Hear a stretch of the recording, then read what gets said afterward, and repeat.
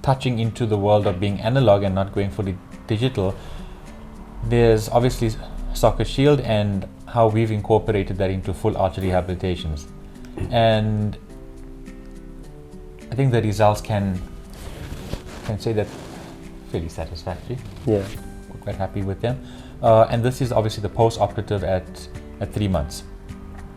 And here specifically we went with starting to manipulate and shape the soft tissue and start training it to allow for correct emergence by pushing through pontic areas and opening up contacts as we go along.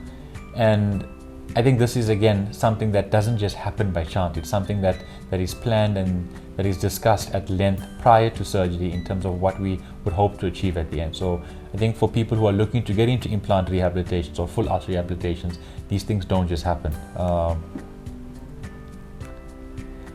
And I think socket shield does play a big role, even though it's, for me, a daunting surgical procedure, one that I would never do because I'm not trained in it.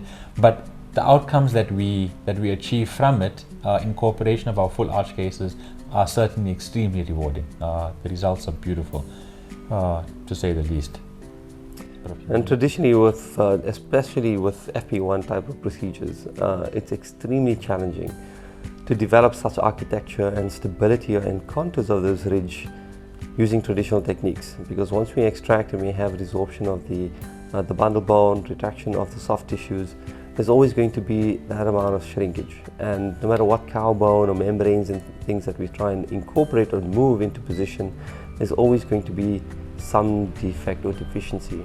And many of those cases often traditionally require a second stage procedure in order to enhance the soft tissue. And I think that is a topic which is not covered that deeply, especially with regard to full arch rehabilitations.